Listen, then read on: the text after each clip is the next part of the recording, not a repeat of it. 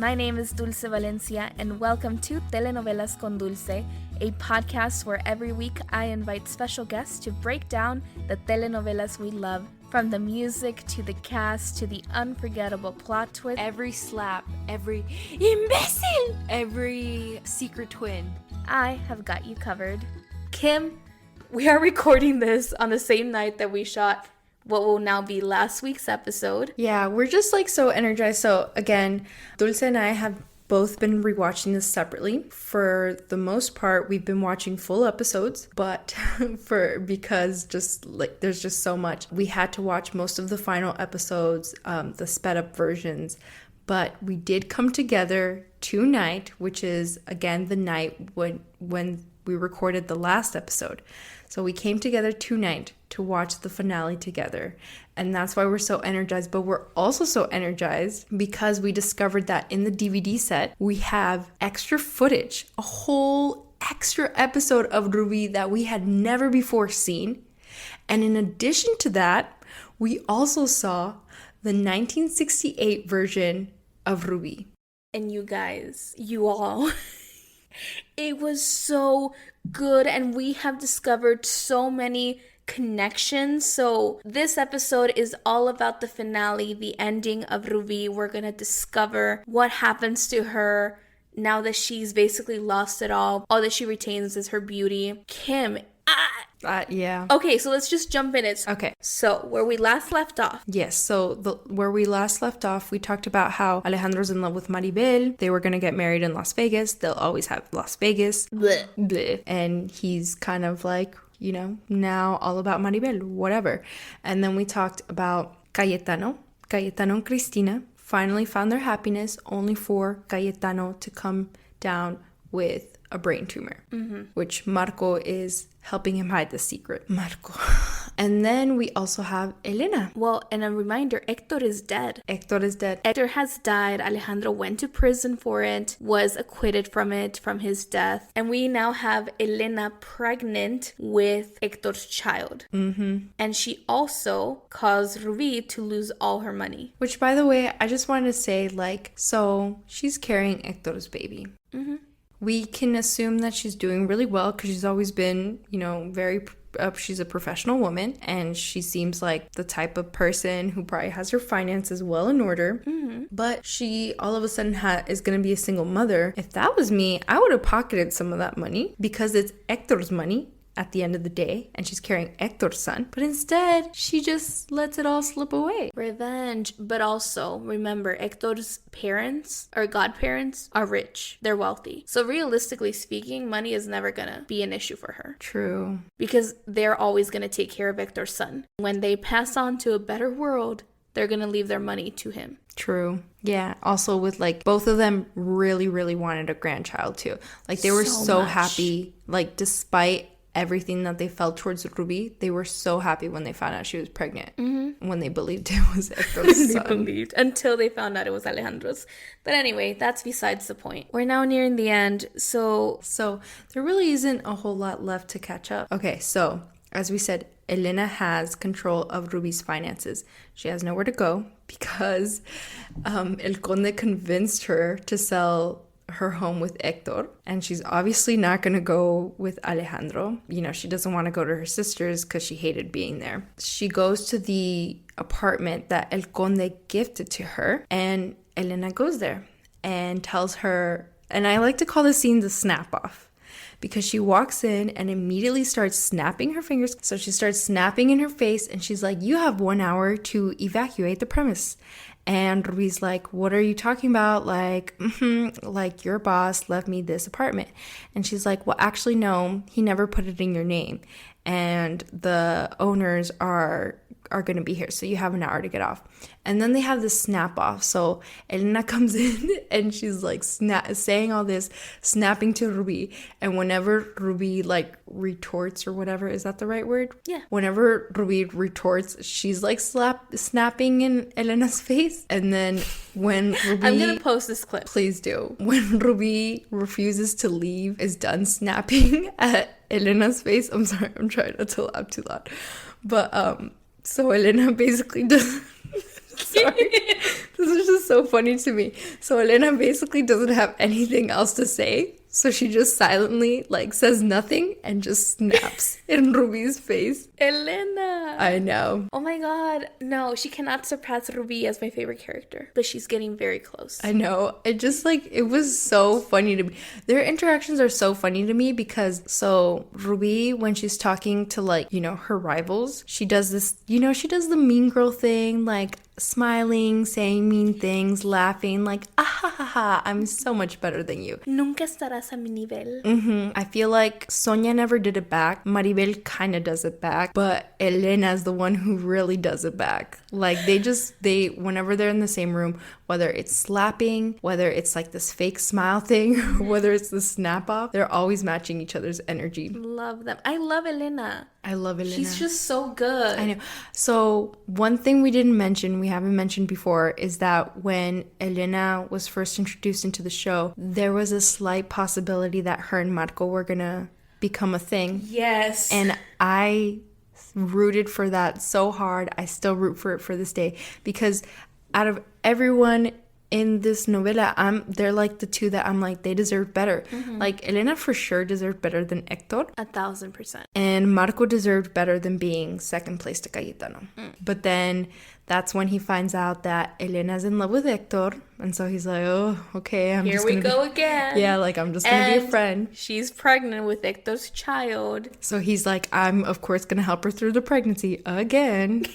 Oh my. So many callbacks, so many repeats of history. And so, why did I bring that up? I don't know, kid. I don't know, but Wait, so is this apartment... So then Ruby is forced to get out of this apartment. so yes, but she doesn't actually do it. So Elena's coming down, and that's when she bumps into Alejandro, and they're conversing, of course, about Ruby, because everything's about Ruby. And that's when she tells him, like, oh no, like, she was El Conde's amante. And he's just like still shocked at her actions. How? If he knew about Yago. I know. Alejandro has known every single bad thing Ruby has done. And he's still shocked. How is he shocked? I don't know. Ay, Alejandro, neta, ayúdate. Yeah, so, but he's on his way to confront Ruby about basically just everything. So he goes and he confronts Ruby. She tells him what she forced Maribel to do, which is leave him. And they're arguing, and she's like begging him to tell her that he loves her. And you guys, for Ruby to beg, she has never literally gotten on her knees. Yeah, I think the only time she did it was when she was drunk on the beach. Because I remember he was trying to leave, and she was like grabbing at his leg, and she did that again. Ay, Ruby, callbacks again. Yeah, but Ruby, she's at her lowest, absolute lowest to this point. Because not only is it painful that Alejandro loves another woman, but it's extremely painful that woman that he loves is Maribel. Or as Ruby calls her, La Coja. Which is very... very derogatory, very hurtful, very, mean. So she's begging Alejandro. And Alejandro's not gonna take it anymore because, again, he's in love with Maribel. So he marches out. And as he's leaving, there's this staircase. And Ruby in her red dress, a variation of the red dress. It's not the one that she wears in the intro. It's a more sophisticated grown-up version of the red dress. So she chases and she's yelling at him, saying, you're never gonna forget me. You're never gonna love anyone like me. She has her hands on the rails. Then she slips. She slips like probably 5 flights of stairs and lands on a giant glass table, shattering the table. Alejandro screams, Ruby! The camera zooms into him, his chest hairs glistening. And we see Ruby's leg bleeding out. You would think she's dead. You would think. But dear viewer, dear listener, that is not where this story goes. So we flash forward to the hospital. And Alejandro's the one who has to operate on her. And guess what? She is hemorrhaging. Like who? Hector. After doing what? Falling through glass. Like who? Sonia. This telenovela. Like, literally, it's so perfect. And so they do everything they can, but she's losing too much blood. So they have to amputate her leg. So now she's disabled. Like who? Maribel. Who she always always made fun of for her disability. And not only that, when she wakes up from the hospital, she has bandages all over her face. Listener, we mentioned that the last weapon Rubi had was her beauty. She wakes up with bandages. As she fell onto the glass that shattered all over her, she developed like a million tiny cuts all over her face and arms and body. Not only has she lost her leg, but she doesn't know how her face is gonna look. So they're going to bring in a surgeon, a plastic surgeon, to basically give their professional opinion. And at this point, the only ones offering her support are Cristina and Cayetano, which Cristina by now has found out that her love, her great love, only has a few months to live. And so this kind of counteracts, I guess, how Cayetano's feeling, because he's like, you know, I'm not going to be like Rubi, because the whole time she's saying, like, I wish I would have died. Like, I'd rather be dead than be this. And Cayetano's like, don't say that, like, because obviously he's about to die. And so Cayetano decides that, like, in those last few months, he's going to be happy and he's going to be grateful for the time he did spend with Cristina and Fernanda. And so... and Loreto. Oh my goodness. So Loreto goes to see Rubi. And Rubi rejects him. Get out of here. I don't want your pity. I don't want you to make fun of me. And Loreto basically tells her, summarizes what we just said. You hemorrhaged, just like Hector. You fell through the glass, just like Sonia. You lost your leg just like Maribel. This is basically the universe telling me that you were wrong. And now the universe is punishing you for it and for everything you've done. And I was alongside you as you did everything. So I need to change and I need to distance myself from you. And Rubi's like, fine, leave. I am going to get my beauty back. And the psychic's going to come see me. And he's going to tell me how I have a great future planned and how I'm still going to come out on top.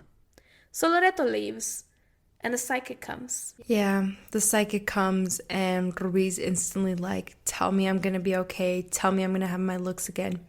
And the psychic is like, yo, I told you multiple times you had to change your act or else like stuff was gonna go bad for you. And now the only hope you have is to be a good person. She doesn't want to accept this. To be a good person and hope that next time you reincarnate on a better soul. Yeah, like he tells him to tells it to her plain and straight. And she doesn't like it. She kicks him out. So now the only people she has on her side, which by the way, so we neglected to mention that when she first interacts with Alejandro after the surgery, she thinks that this was all part of his revenge. Like cutting off her leg was part of his revenge. And obviously he's like, no, I literally did it to save your life. As he leaves, that's already when we see like her love, her so-called love for him being tainted once again now to this thing of like, he got back at me, so now I need to get back at him. So the only people at her side now are Cristina and Cayetano. So the whole time she's waiting for the plastic surgeon and no one has taken off her bandages, no one knows like what's gonna happen. And when Cristina leaves the room, she gets up, steals a mirror, unfolds her bandages, and then all we hear is a scream. And then Cristina walking in looking horrified and Rubi saying like, this isn't me, like this can't be my face, this can't be my face. And then we get a scene with Cristina going to Alejandro and saying, you have to go see her, you have to go talk to her. And then she says, the doctor told me that her scars have, what's the word? Keloided. And she's like, I don't know what that means. Kimberly, explain what this means. Yes, hello. I have 3 keloids. It's actually something that's very common for people who have more melanin. So when there's trauma to the skin, sometimes the skin kind of overreacts to it and produces more collagen and more skin cells than is necessary. So if you watch Dr. Pimple Popper, you've seen that these keloids can actually get really huge. But for most people, what it looks like, it's like a scar that is very, very raised and very, very dark. So I have a keloid from a vaccine. I was going to say vacuna and then I stopped myself, but I'm like, we've been doing Spanglish the whole time. So I have one from a vacuna and it's straight up like a ball of skin, like a dark ball of skin on my arm. So they don't really, the makeup artists don't really make it look like what you would think a keloid would look, but that's typically what a keloid is like a really thick raised dark scar. So yeah, So Rubi's beauty is gone. She has literally lost everything. And now it's take two. Alejandro and Maribel are gonna get married. But right before they do, we get this really beautiful... Okay, as we said, Kimberly and I are not the biggest fans of Cayetano. But we get a very beautiful scene between him and Cristina before they go to sleep, and Cayetano's saying, when I die, I want you to promise me something. I want you to hold me and tell me you love me, and after I'm gone, I want you to open your heart out for someone else.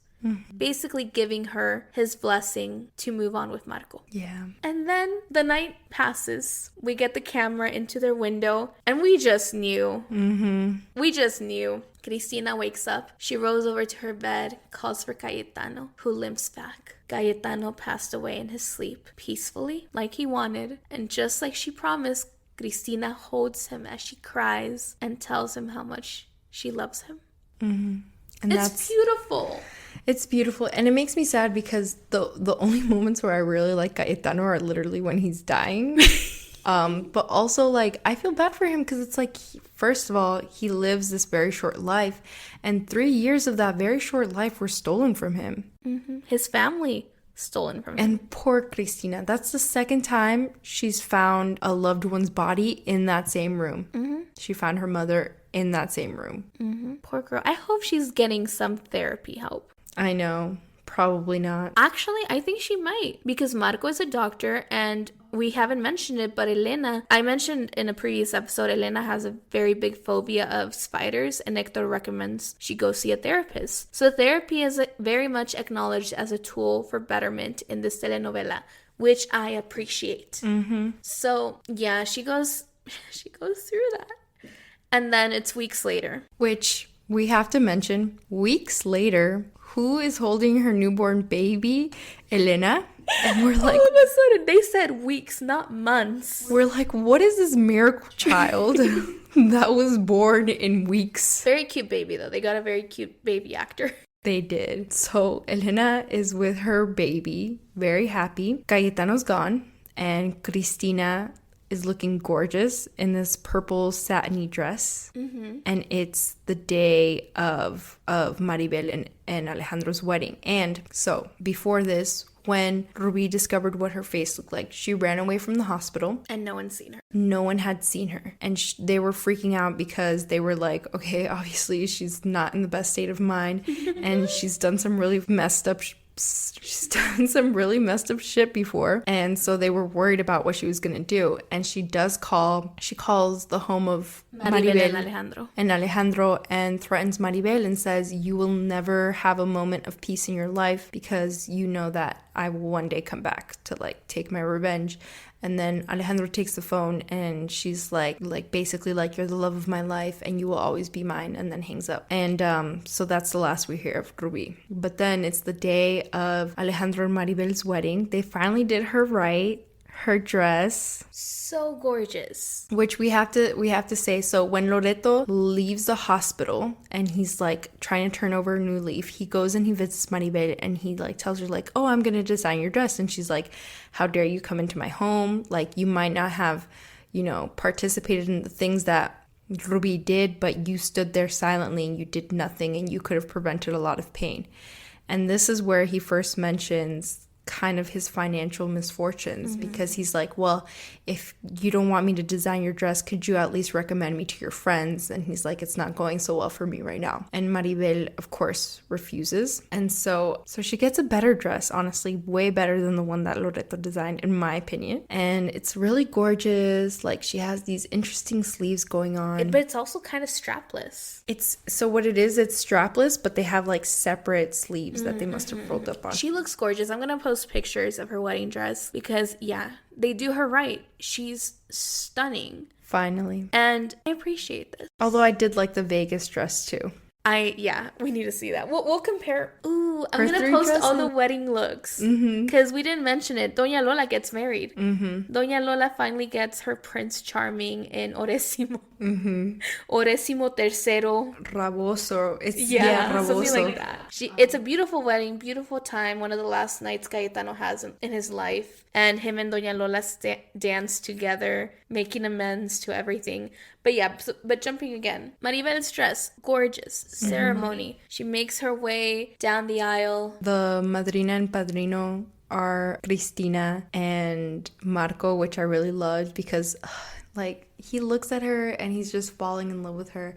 Every time he looks at her, he's just falling in love with her over again. And especially that day because she looks drop dead gorgeous. Cristina looks gorgeous. Like just wow. Like which that you dress. You said like you can't believe that Ruby ever convinced her that she was ugly. And so they're like saying their vows, and then what do we see?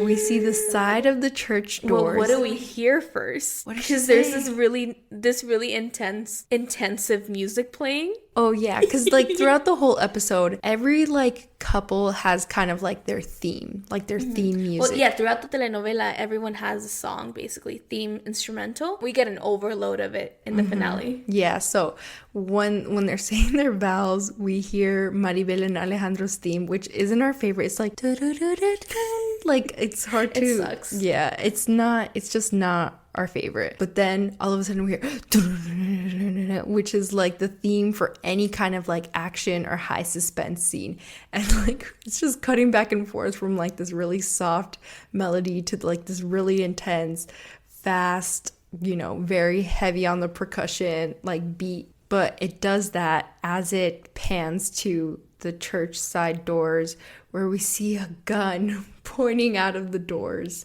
and a hooded figure behind it, who happens to be none other than Rubi.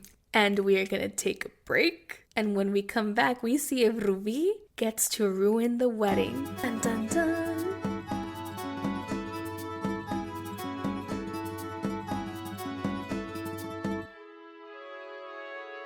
And we're back. Yay, at the church, at the wedding. And there's a gun, and Rubi is behind it. Which we never see her face. No, she's hooded. We didn't see it when she first took off her bandages, and she was wearing a hood when she made the phone call to Maribel, and she's wearing a hood now, and the hood is very dark. It's like a very thick black veil, so we're almost like, daylight. how did she see? Like, how did no one notice her? And it's so funny because, she's saying like, basically like, if I can't have you, no one can. And she's pointing the gun. First she points the gun at Alejandro, but then she stops herself because like she can't kill him. She loves him too much. Then she flashes the gun again, and it's to her sister Cristina. No, to Maribel. I thought it was Cristina No, first. it's Maribel. No, because Cristina gets in the way. That's why she doesn't kill Maribel. So yeah, so she flashes it to Maribel. And then Cristina, because she's a madrina, gets in the way. And again, like no one notices her. Although it often cuts to Fernandita. Because Fernandita, so what's implied in the camera work is that Fernandita can see Rubi. Fernandita is the only one who notices Rubi, but because it's her tia, she's just like, ah, tia. Like, she's just like smiling at her and everything. So in the end, Rubi can't do it. And they say their I do's. Alejandro and Maribel say their I do's, and it's very beautiful. And they're coming out of the chapel. Everyone's celebrating. Ooh. Real quick, telenovelas are known for their wedding endings. There's always the big kiss at the wedding. What do we not get? We don't get a kiss. We don't get a kiss. Wow. Which I definitely made note of because I was like, this is strange. This never happens. Unless the ending is not going to be happy. Dang. So yes. So continue. But so they get married, they're exiting the chapel, everyone's happy, everyone's rejoicing. Paco's mom comes back. Doña Lola makes a funny comment about how she's her surrogate mother, and Paco's real mom just plays along. And then Cristina comes distraught, and she's like, I can't find Fernanda, which again, this little girl needs a leash. She needs a leash. She gets lost all the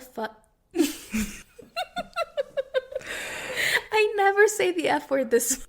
Fernandita gets lost all the time. And apparently, Doña Lola makes a comment that Rubi also used to get lost all the time as a kid. And which I believe, because even as an adult, Rubi got lost all the time. Like, she would disappear. They'd be like, oh, where is she? So then we flash to Fernandita walking up to her aunt and saying, hola, tia. And Rubi's basically like, come here, my child. Like, in her hood. Yeah, in her hood, and tells her we will be seeing each other for the years to come. I'm gonna teach you everything, and in return, like, you're gonna help me, basically. You're gonna get revenge on everyone who wronged me. And one key thing is Fernandita, when she sees her tia's scars, she's not afraid. She asks, do they hurt? Yeah, and I think that's definitely something that's really important, because we have seen in the past that, like, okay, so obviously Ruby and Fernanda have this connection, but Fernanda has like this really tender spot, like this really soft spot for Ruby. Like, in a previous scene where she's crying, she's really concerned about her I love tia. that scene. I screen recorded it. Yeah, she's always concerned about her tia, like, and it's a very loving, very beautiful thing. And yeah, she's not scared at all. She's just concerned for her.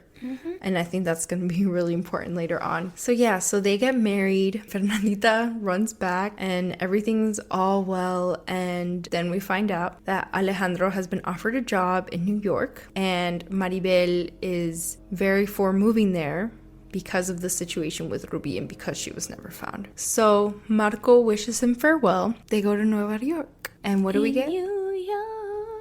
And then we see Ruby hobble away, and we get a Años years después. later. Años después. And this is where we gotta talk about telenovelas' use of facial hair. Yes, this has been a big thing. So anytime I think we mentioned it very early on when we were like curly-haired Ruby, straight-haired Ruby, or just how they use hair and makeup to show time passage. So in this case, we get Alejandro with a mustache looking like fine wine. And his hair is straighter now, but it's like brushed back, and he looks really good. He looks really, you know who he reminds me of? Who? He reminds me of Pedro. Oh my God, Pedro. Pedro is the other man Kim and I very much simp for. He is from this movie / book called like Water for Chocolate. You all should definitely check it out. Amazing, beautiful book about magical realism and a family. It's beautiful. But yeah, he reminds me of Pedro. Oh yeah, he's so hot. And he's back at the hospital. And who's with him? There. His wife, what's her new hairstyle? So Maribel, we saw her go from straight hair to a lot of layers. No, because in Cancun she was hair pulled back. So we went straight hair pulled back, a lot of layers that were feathered, and then just straight layers. And now we have Maribel with a beehive. Oh and my glasses. God. And glasses. So time has passed, and guess what? They have a son. Who is about to enter college, And he wants to be a doctor. just like his dad. And at the same time, we get La Descarada playing in the background. And we get a very similar scene from the first episode where a woman walks as these men stare at her Out of a college campus. out of a college campus. And who is it, Kim? Fernandita, played by Barbara Mori in a blonde wig. So good. Fernandita, as we mentioned, everyone always commented how Fernandita looked just like Ruby. And now she's a spitting image, but with a bad blonde wig that's Very been bad blonde curled to wig. death. Very bad. But again, showing hairstyle evolution. So she's at her college campus, has a friend, and they're watching because there's this new kid. I forgot his name, but his last name is Valencia, which is my last name. So, and he apparently is the heir of Valencia Jewelry, some famous thing. And he goes up to them and introduces himself. And Fernanda says, "Soy Ruby." And then her friend is like, "Que mentirosa, like that's not your name." And she's like, "No, de ahora en adelante quiero que todos me llamen Ruby." So Fernanda is owning her tia's identity. Then we see her make her way back to La Vecindad. Very much like Ruby, she's repulsed by it. As she walks by, we see Loreto. Hair askew. Older Loreto, very much struggling. Working a cart with a few clothing items hanging off of it. Not the fashion designer we knew and loved. And Fernandita makes her way to her old apartment. Well, no, it wasn't her old apartment. No, you're right. She makes her way to the apartment where Ruby is living. And we see Ruby, so her face is kind of hidden. She's in the shadows, hair askew. She's fidgeting with her hands, which to me kind of resembles something of someone might do if they're, what's the term? If they're not coming down, but if they're like coming off of drugs. What is that called again? Detoxing? Something like that. But I actually took that as from the pain of the scars because she never got proper treatment. That's true. But we see her face is hidden. She tells Fernandita the time has come, Alejandro has moved back. And then starts to tell her the plan. She says, you will make Alejandro fall madly in love with you. Not only him, but his son. And in this way, we will ruin their family and ruin the beloved family of Maribel. Father and son will fight for your love. You will use everything I have taught you. And Fernanda says, I'm ready. And says, with everything you've taught me, there's nothing that I set my mind to that I can't accomplish. Period. And we cut to a medical office and we see Fernanda, her legs showing, her twirling with her skirt. And who walks in? Doctor Cárdenas. Doctor Alejandro Cárdenas, who is now the director of the hospital. And he's shocked and says, Rubi? And she just smiles, says, hola, Doctor Cárdenas. And Rubi and Alejandro's song plays. And gives a wink to the camera. She breaks the fourth wall. And leans in as if they're about to kiss as the door closes and we get question mark. Oh my god, the ending of a lifetime. This, okay, I just have to mention, this ending was the thing that was burned into my memory from childhood. A friend, we should mention Tony. Remember Tony when we had Tony sit down and watch it? And he was like, oh, I've never seen it. And then we played the ending and he was like, oh my god, I've seen this. I've seen this because this ending, it's just something that sticks with you. It's like, oh my god, it's like the juiciest ending of all time. They don't make them like this anymore. Like this telenovela, first of all the callbacks, all the divine intervention, all the divine justice, but still Ruby lost everything, but she still somehow se las ingenió and she used what she had, the little that she had, and she wins. She wins. Well, we don't get to know what happens next. We don't know if she wins because in my universe she wins. Well, in mine she doesn't. What? Yeah, because, okay, so, and this is where I really struggle because I know it's not in vogue or whatever to talk about like Hogwarts houses, but I'm a Hufflepuff ride or die and I'm a blue type personality, which means I'm very justice focused. And so the whole time I'm like, justice needs to be served. And to me, justice, because Ruby was in the wrong. And what truly my heart wants is for her to like repent and then for her to find happiness in that way. So because she refuses to do that, I'm just like, justice has to be served. And knowing, I don't know, I just feel like we don't know. Obviously, there's a lot of similarities between Fernanda and Ruby, but we don't know if she's exactly like her.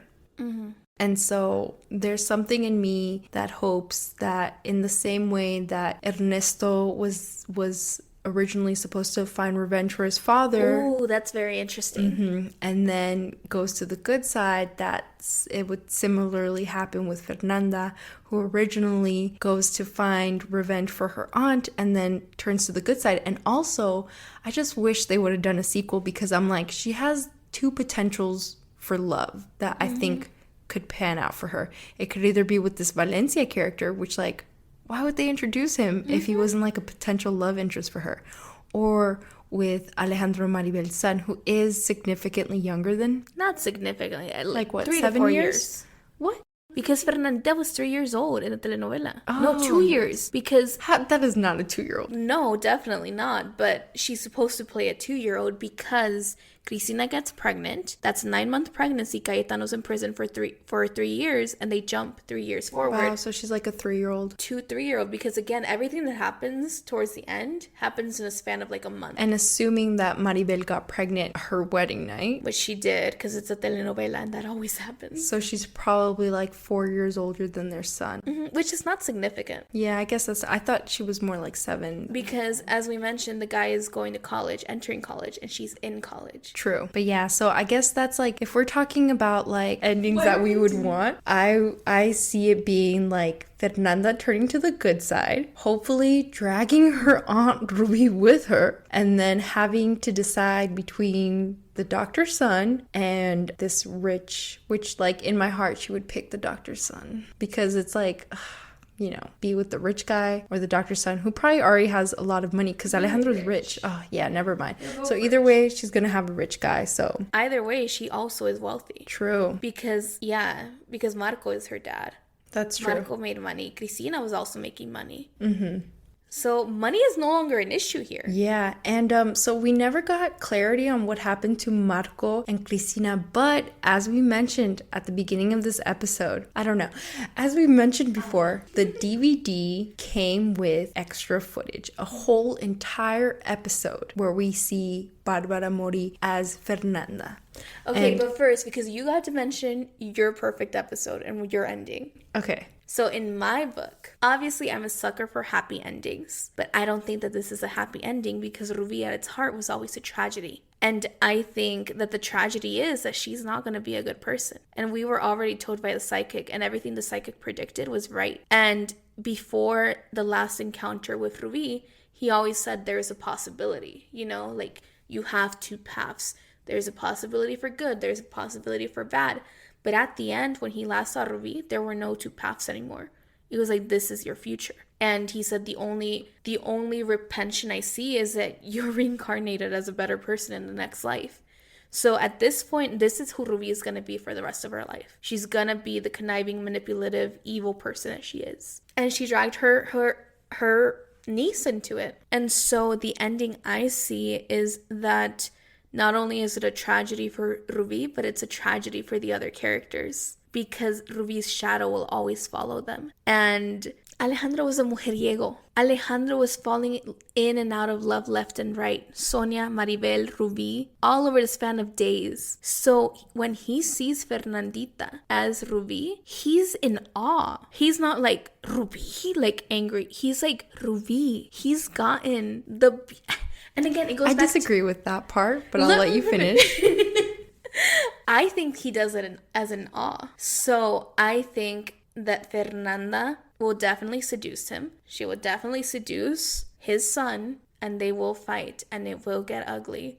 And Maribel is going to have to suffer through it all. Okay, so really quick, because I disagreed. First of all, yes, I can totally see where you're coming from. I don't think it was Rubi as in, Rubi. It was more like, Rubi, like not angry, but just straight up shocked because no one had seen of her. He hadn't seen Fernanda since she was 3 years old, probably. And so it's probably really shocking to see someone who's the spitting image of her, this woman who, you know, was lost to them, and when he last knew of her was disfigured. I think it was more like a shock like that. Now, so you made a really excellent point of like Alejandro being a mujeriego, because that's totally true. Like we said, he fell in love with Maribel in weeks.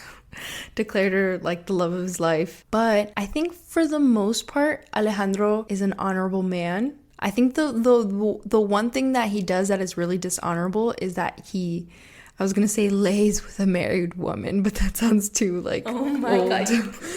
I know, but like he sleeps with a married woman, and that's like I think like the stain on his character, because he's always been about having good character, being someone who defends women. Like it's something his father always brings up too, is like being a good man. And so this is the one stain on his character. So I do think that potentially there would be something between him and Fernanda, but I think overall he's someone who tries to be a good man. And so when, first of all, he wouldn't want to, like, I feel like he would treat it as like an accident, which I hate, because I'm definitely of the mindset of like cheating is never an accident. But I feel like he would go about it like it was an accident and try to keep Maribel. And then at the same time, when he finds out about his son, he would just try to like basically save his family from Fernanda/Rubi. I don't know, man. I don't know. I think men are weak, and I think we've seen them fall for less. And we've seen it with El Conde. When Rubi was pregnant, lost interest in her. Like now there's this younger, more beautiful in quotations person right in front of him. Yeah, and that's what I'm saying. Like I definitely think he's gonna slip. And we don't know the character of his son. I mean, he definitely seems like he leans towards Maribel. Yeah. Which is, again, why I'm being like, he's definitely easily manipulative. I especially What really sold it for me that Rubi won is the breaking of the fourth wall. When Fernanda looks at the camera, she looks at us and she winks. Writers are really smart in this telenovela. Nothing is by accident. I remember watching the first episode and being like, oh my god, 115 episodes later, they remembered this tiny little throwaway line. So I think the wink is the writers telling us he wins. She's being like, I win. I remember having a conversation with my mom about this when I was however old I was, 9, and her being like, oh my god, el wink is no que no. That's what the wink symbolized. I guess to me, I take it as like the wink is like, basically the wink is a callback to the entire theme of this novela, which is like the beauty of a woman will always be able to manipulate a man. Which again is why she will. But Ruby was able to manipulate people, but she didn't win. Ruby didn't win. She did. I don't think... By using her niece, she won. And again, we're with Fernanda. No, that just means they both lose. No, because here's the thing. The reason Ruby lost, in quotations, in the beginning was her ambition. Because she wanted the money. But now with Fernanda, the money is removed out of the equation. She does not need that. What did Ruby want? She wanted money and she wanted love. What does she end with? None of those things. Ruby definitely does not win. The Ruby at the end is different from the Ruby in the beginning. The Ruby at the end wants revenge. That's all she wants. I don't think so. I feel like they're the same person. And so to me, it's like they both lose. No. Wow. We disagree. We disagree. We disagree. Anyway, we're going to take a short break. And when we come back, we are going to talk about all the bonus footage, which includes... Oh my god, y'all, we find out the narration from the first episode. What that means. We find out some really fun Easter eggs, so we'll see you soon.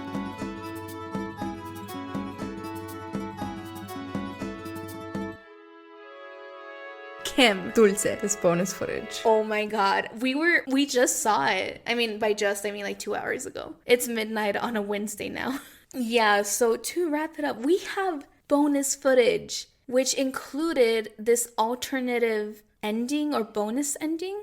It wasn't an alternative ending, yeah. It was just like, because, so as we said, it ended Fiend ? And we really didn't get anything after that. It was almost like this bonus footage of what happened in between Ruby directing Fernanda to make these two men fall in love with her, this father and son, and Fernanda going to the hospital to see that plan through. So this kind of shows like a moment in between where Fernanda reunites with none other than Loreto. Who, like, yeah, as we mentioned, is just not doing good. Ruby doesn't want to see him. You know, he's always had, like, Fernanda has always had this special place in his heart for Ruby. And so what we see is him and Fernanda walking, and the first line we hear is him asking, how's your tia Ruby? And so basically this entire episode is just a retelling of the entire novela by Loreto to Fernanda, who wants more information before she's, sees out to fulfill her aunt's wishes, but Loreto is telling it in a light that favors Ruby. And again, this is why I feel like there's a potential for Fernanda to go to the good side, because up until this point she's not really sure of what happens, and in the first retelling of the entire story, it's not entirely true. And then we also get a scene where in this extra footage where they're at Maribel's house, which, like, they visit every single location, which is like how they get in, right? But so they're at Maribel's house and Loreto calls her La Coja, and Fernanda gets very upset and is like, don't say that. And I'm assuming because she's especially sensitive to that kind of derogatory talk because of her aunt. And very importantly, she also calls Cayetano her dad, which she never did as a child. And when they're back at her childhood apartment, she finds the gift that Cayetano had given her from Acapulco. Was it Cancun? Oh yeah, Cancun. And she's looking at it very lovingly and gets very upset when Loreto mentions that he was Maribel's chauffeur, kind of trying to, like, taint his image. So that's what I'm saying. Like, I feel like Fernanda isn't entirely as poisoned as Ruby. I suppose I see your point a little bit, so I don't 100% disagree with you. Dulce's looking. You did not want to. You guys, I was a nationally ranked debater in high school. And I'm a Scorpio. We have strong opinions and convictions, and we will hold our ground until they literally knock us down. And when they knock us down, we will still be clinching to that ground. I know. I always think of that video of Ray J with his unbreakable glasses, and they break them in front of him. And he's like, I don't care. Like, I feel like that's me. But yeah, so we get this episode. But the real treat from the bonus footage is, I mentioned way back in our first episode that this novela was written by Yolanda Vargas Dulce. It started off as a series of comic book characters, and that there was a 1968 adaptation. The bonus footage includes the ending of the 1968 adaptation. And guess what? Kimberly, you immediately noticed it, so go ahead. So what we see is similar to the 2004, early 2000s version.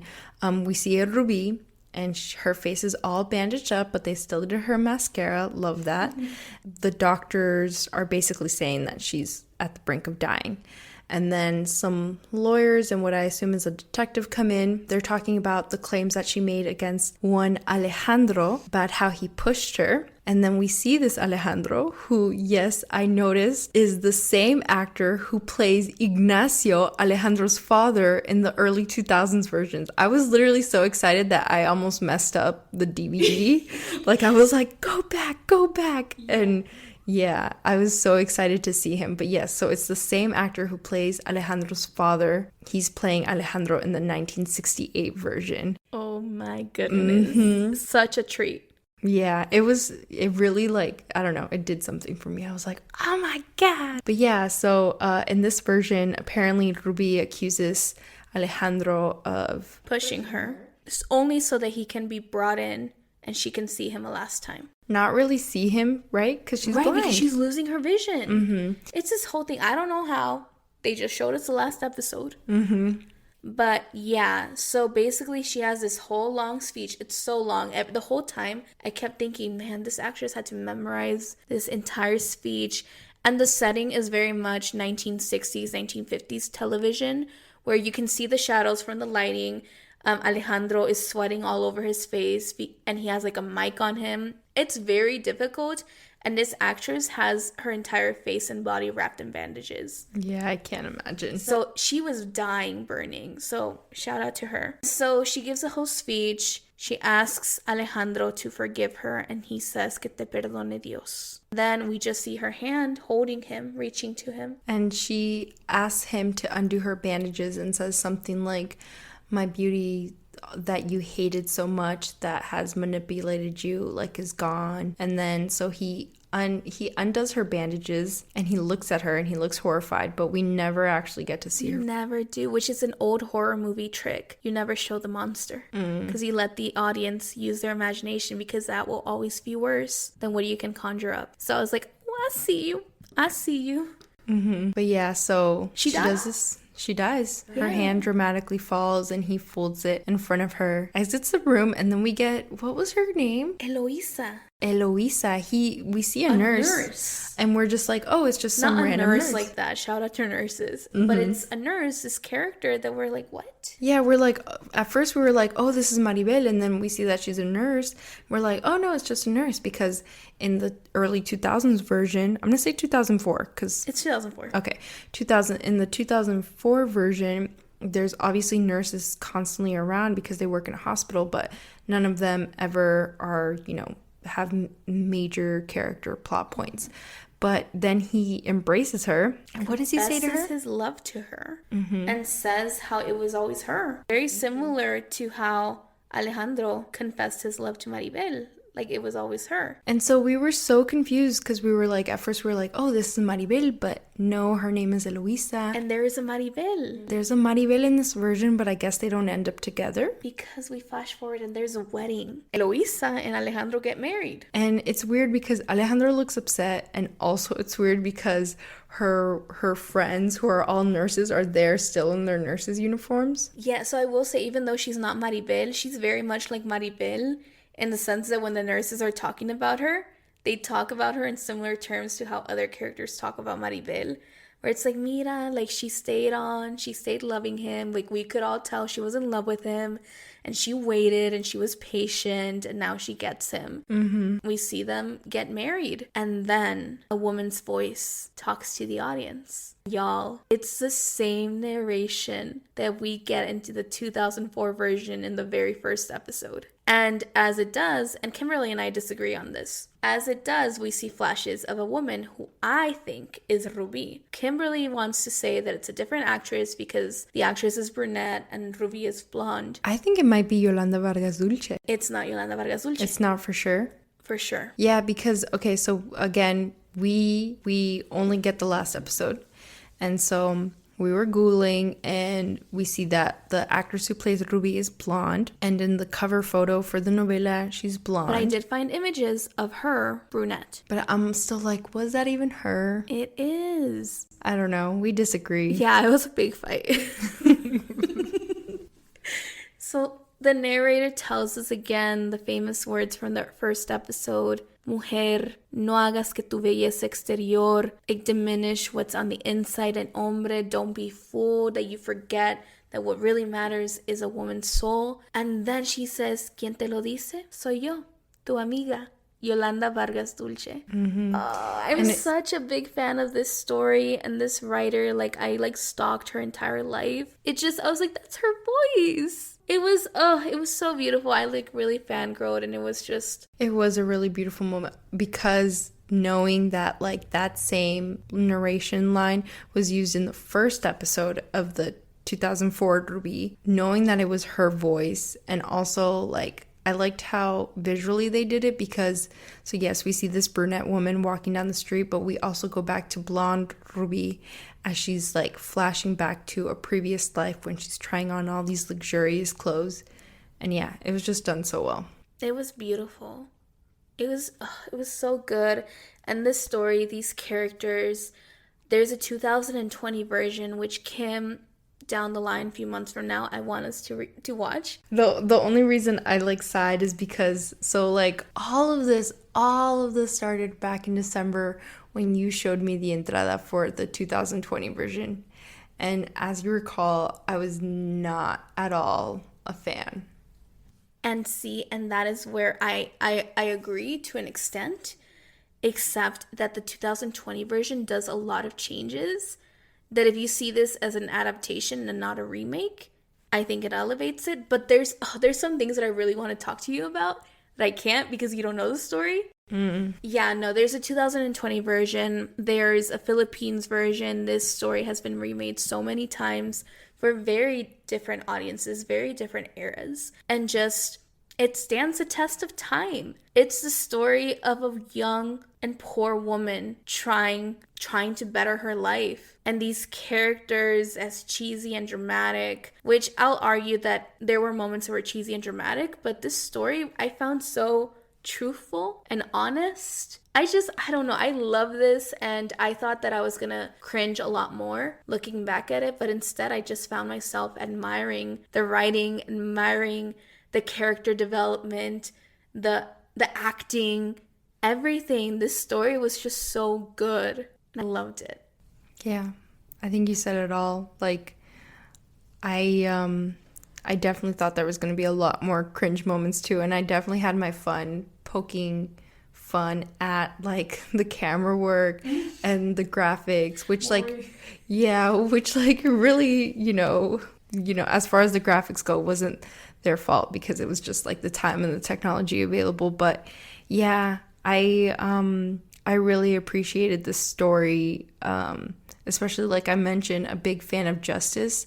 And like I said in our earlier episodes, the ending is really poetic. It's poetic justice. And being older and rewatching this and catching all these little things that we didn't as children, it's just so much more satisfying now. Mm-hmm. And seeing oh my God, wow, this story is told so beautifully. Mm-hmm. And that is the end. I'm so you. sad. I know, I'm really sad. I feel like we accomplished something. Yeah, but and like I told Dulce as we were watching like the final episode as the entrada was playing, like I'm gonna miss it. I'm gonna miss the characters. I'm gonna think of Ruby. I'm gonna think of you, Kim. Thank you so much for watching 115 episodes of telenovela with me and talking about it. And it's literally past midnight on a Tuesday and we're talking about Ruby. Like, thank you. This has been so much fun. I love talking about telenovelas with you. I just want to say, Dulce, thank you for reintroducing me to novelas. Like I mentioned, I was definitely like with the crowd that thought that they were cheesy, overdone, stories were really easy to tell, but like I've been telling you in these last few weeks, like you've opened this world up to me again, and now I'm really excited to enjoy not only Ruby, but Al Diablo con los Guapos and Caer en Tentación and Teresa, which, yeah, none of those I've never seen those, and now it's just it's something I'm so excited about, and it's thanks to you. Oh, thank you, Kim. And thank you, listener, for listening. I hope you enjoyed this. I'm still going to have episodes. We are going to talk about a new telenovela. I will have a new guest, but Kim will be back. And yeah, stay tuned for what our next telenovela will be. See you soon.